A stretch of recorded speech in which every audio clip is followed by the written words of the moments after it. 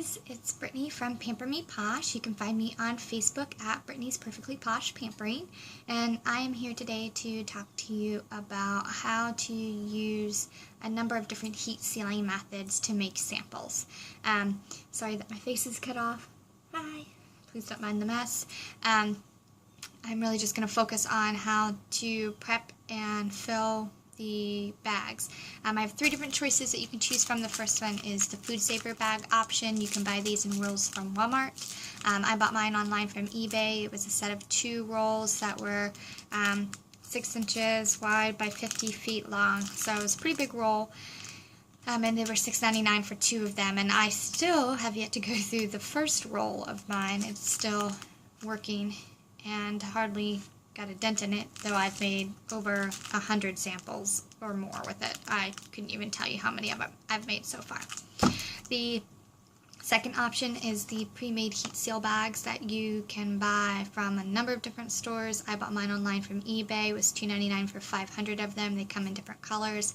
I got white because they were out of pink when I originally got them.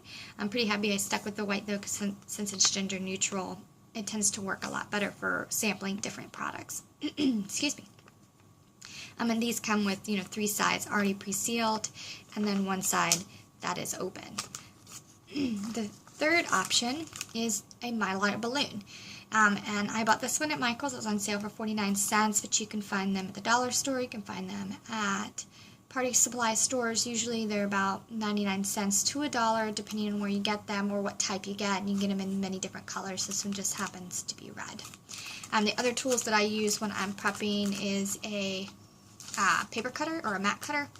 I bought this one at Walmart. It was probably $3 or $4.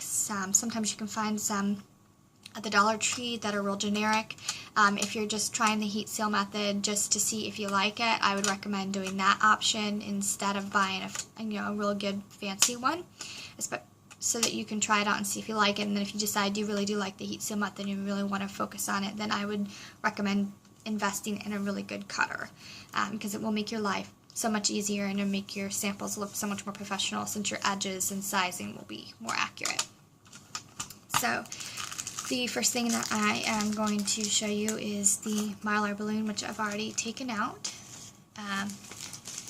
So what I do first is I take my balloon, and it has all the lines and creases in it, and I kind of square it off. So I cut off the round edges to try to make it look more square. And I leave corners that are sealed intact, which is super important because otherwise your whole thing will curl and separate. That's what tends to happen once you start cutting it up. So you want to make sure you always have a sealed edge that's keeping the 2 pieces together so they don't get off track. Once you have that, I then take a ruler for my cutter, and I measure out the sizes that I need, and then I cut them. So this is where having a cutter comes in handy, because it makes life so much easier and simpler. And in this instance, I'm just going to cut a small section. Make sure I have everything lined up. And I'm going to pull it through. I'm pretty familiar with the shape and size of my cutter. Normally I line things up pretty well. You want to take your straightest edge, one that's not rounded, and line that up to the bottom piece there. Okay, and then you just press, cut across, and boom. Just like that, it's done. Now you could take scissors and do it, and that would probably be quicker. The next thing that I do is I'm going to seal this edge so it will stop curling and these pieces will stay aligned. And with the Mylar balloons, it doesn't take long, just a quick tap and it's done. And then I like to just pull on it to kind of smooth out the edge, because sometimes you'll get a little wrinkle. Okay, so side to side is sealed. Then I would go back in and measure what kind of sizes I needed for different products and cut them up. And the end result would be little bags like this, with 3 of the 4 edges sealed. So just for demonstration purposes, I'm going to cut this one here. Okay, and then I would take one, make sure it's not curled in, two, and there we go. This bag is now sealed and ready to be filled.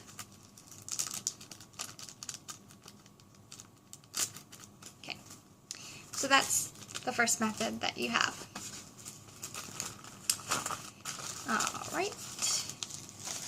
Second method was the pre-made bags. I cut these in halves and then I cut them into quarters. So you would cut it in half and then cut it again to get your quarters, which would be sizes like this. I use, again, the mat cutter for that. When you cut them in half, you'll have one side that will already have 3 edges sealed that you won't need to do anything with. Then you'll have another one that will have 1 edge that needs to be sealed. I've already sealed this one. And the only note that I'd like to mention here is if you do use Mylar balloons and you change colors, make sure you clean your flat iron in between. Otherwise, you'll end up with a funky line. And that's because some of the color transfers onto the flat iron when you use it. I just take a paper towel while I'm working and rub it down. And that will usually pull it off, as you can see. Okay, and then after I'm done with everything and it's all said and done, I will take my flat iron and I will, I'll take my flat iron now, clean it off real good.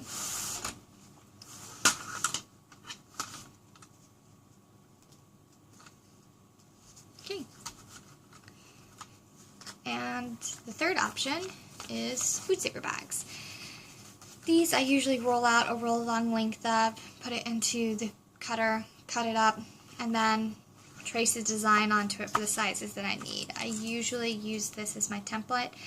The full-size bags are 3x4. When they're cut up, they're 3x2, which makes a really good size for doing body butters, body scrubs, any of the larger items that you would use on your body that you'd need a little bit more of in order to actually try.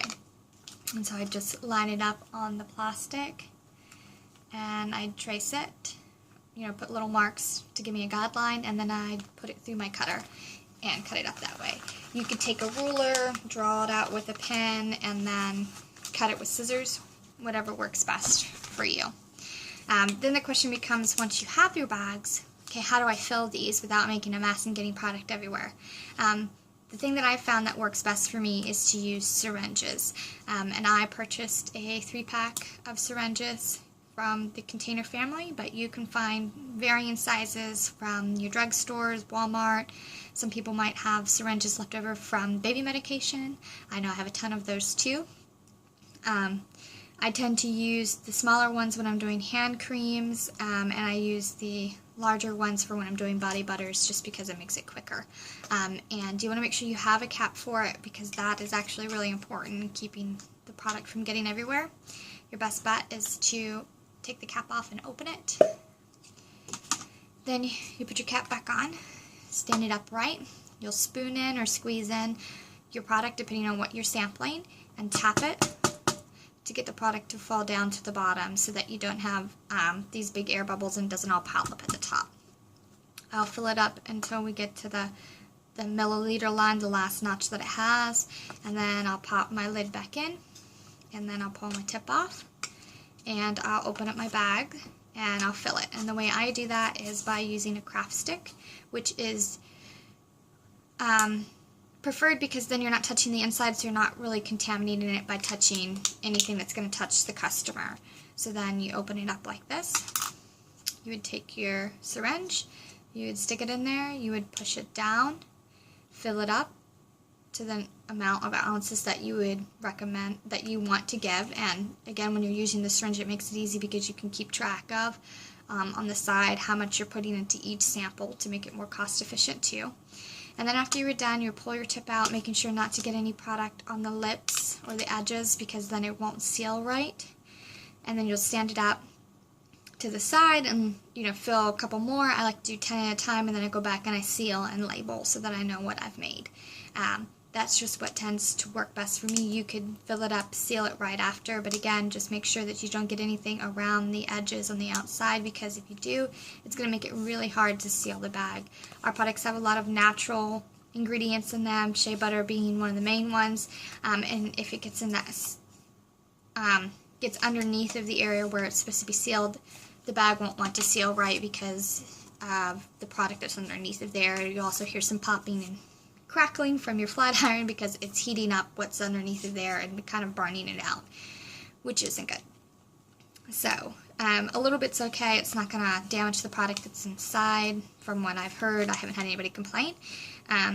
But it can sometimes create an uneven seal, or you might end up with a gap or a bubble and end up having it leak. So that has happened to me a few times.